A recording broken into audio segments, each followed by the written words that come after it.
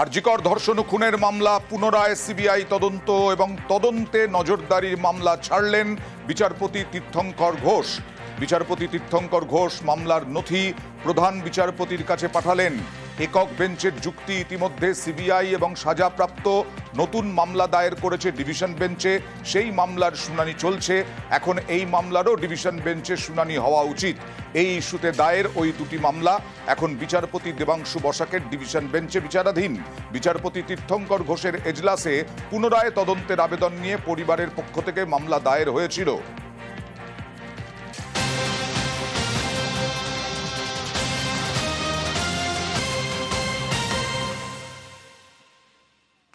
আর আজকে তৃণমূলের ছাত্র পরিষদের সমাবেশ থেকে অভিষেক বন্দ্যোপাধ্যায় কড়া আক্রমণ করলেন অপরাজিতা বিল নিয়ে। আরজিকর তদন্তে 24 ঘন্টার মধ্যে দোষীকে গ্রেফতার। অপরাজিতা বিল রাজ্যপালের কাছে পাঠিয়েছিল রাজ্য। অপরাজিতা বিল এখনো কেন্দ্র অনুমোদন দেয়নি। যারা সেদিন আন্দোলন করেছিলেন তারা বিল নিয়ে চুপ কেন, প্রশ্ন তুললেন।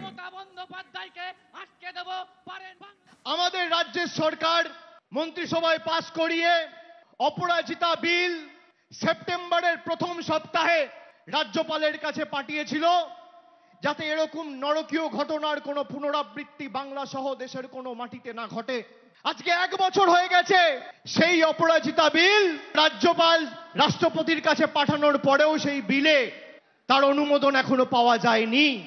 যারা সেদিন রাস্তায় নেমে এই ঘটনার প্রতিবাদ করেছিল তাদের উদ্দেশ্য শুধু দোষী শাস্তি পাক নয়, তাদের উদ্দেশ্য ছিল গরিব মানুষের যে স্বার্থে যে স্বাস্থ্য ব্যবস্থা মমতা ব্যানার্জির সরকার 2011 থেকে করেছে সেই স্বাস্থ্য ব্যবস্থাকে চূর্ণ বিচূর্ণ করে ভেঙে ফেলা।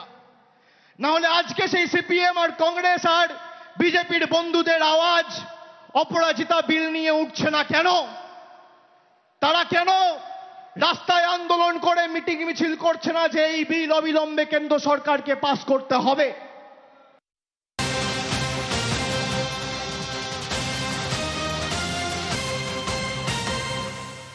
21-এর ভোট পরবর্তী অশান্তিতে বিজেপি কর্মী অভিজিৎ সরকারের খুনে জামিন হয়ে গেল তৎকালীন নারকেলডাঙ্গার ওসির। জামিন পেলেন নারকেলডাঙ্গার থানার তৎকালীন ওসি শুভজিৎ সেনের জামিন মঞ্জুর হাইকোর্টের। কেন তার হেফাজত হয়েছিল এবং কিসের পরিপ্রেক্ষিতে জামিন পেয়ে গেলেন নারকেলডাঙ্গার তৎকালীন ওসি, জানাবে অর্ণব।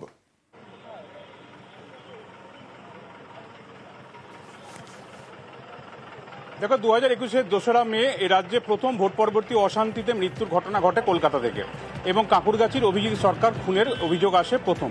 এবং সেই ঘটনায় প্রায় 4 বছর পরে অর্থাৎ 2021 আর 2025 সালে এসে সিবিআই যে সাপ্লিমেন্টারি চার্জশিট দেয় সেখানে অভিযুক্ত হিসেবে দেখানো হয় তৎকালীন নারকেলডাঙ্গা থানার ওসিকে। এবং সেই ওসি এই মুহূর্তে তিনি জেলেই রয়েছেন। আজকে পর্যন্ত তিনি জেলেই রয়েছেন, যে কোনো সময় বেরোতে পারেন এই নির্দেশের কপি সবকিছু প্রসিডিউর কমপ্লিট হলে। শুভজিৎ সেন যেদিন সাপ্লিমেন্টারি চার্জশিট দেওয়া হয় সেদিনই আত্মসমর্পণের একটা বিষয় থাকে, কোর্টের মধ্যে প্রেজেন্ট ছিলেন। সেখান থেকেই সিবিআই তাদেরকে কাস্টাডিতে নেয় আদালতের নির্দেশকে নিয়ে, নিম্ন আদালতের নির্দেশকে নিয়ে। এবং সেটা চ্যালেঞ্জ করে তিনি কলকাতা হাইকোর্টে জামিনের আবেদন করেন এবং বেশ কিছু শর্তে তাকে জামিন দেওয়া হয়েছে। এক্ষেত্রে আদালতের যে যুক্তি, বিচারপতি জয় সেনগুপ্ত কয়েকদিন আগেই বর্তমান যিনি এখনও পুলিশে ইন্সপেক্টর পদে কাজ করছেন, মহিলা লেডি ইন্সপেক্টর, এবং একই সঙ্গে আরও একজন পুলিশ কর্মীকে যেভাবে জামিন দিয়েছিলেন কার্যত সেই পথে হেঁটে এবার বিচারপতি শুভ্রা ঘোষ তৎকালীন ওসিকে জামিন দিলেন। এবং এক্ষেত্রে আদালতের কোঅর্ডিনেট বেঞ্চ বিচারপতি জয় সেনগুপ্ত যেমনটা বলেছিলেন একই রকম, যে 4 বছর যখন এই সমস্ত এই তৎকালীন ওসি যারা সাক্ষী হিসেবে সিবিআই মামলায় উপস্থিত থাকলেন বা পালিয়ে গেলেন না, আজকে রাতারাতি 4 বছর এসে তারা পালিয়ে যাবেন, তাদেরকে গ্রেপ্তার করতে হবে, কাস্টোডিয়াল ট্রায়ালের দরকার, এই যুক্তিটা ধোপে টিকছে না। এবং সত্যি যিনি ওসির দায়িত্ব পালন করছেন, কলকাতা পুলিশে কাজ করছেন, তিনি জেল থেকে পালিয়ে যাবেন বা এখান থেকে চলে যাবেন এরকমটা ভাবার কোনো কারণ নেই। এবং তাকে ছাড়া এই তদন্ত হবে না এমনটাও ঠিক নয়। শুধুমাত্র একটা শর্ত, যেখানে বাড়ি ভিকটিমের অর্থাৎ এক্ষেত্রে অভিজিৎ সরকার যেখানে খুন হয়েছিলেন সেই এলাকার চারপাশে যেতে পারবেন না, এমনটা কিন্তু শর্তে বলা হয়। যে তদন্তে সহযোগিতা করতে হবে, ট্রায়ালের দিনগুলিতে উপস্থিত থাকতে হবে, যেরকম ভাবে এজেন্সি চাইবে। বেশ,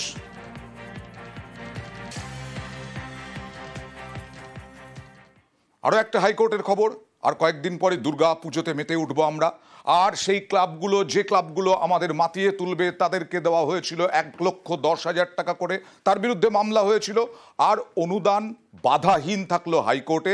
শুধু বাধাহীন নয়, এখানে কোনো হস্তক্ষেপ করবে না হাইকোর্ট জানিয়ে দিল।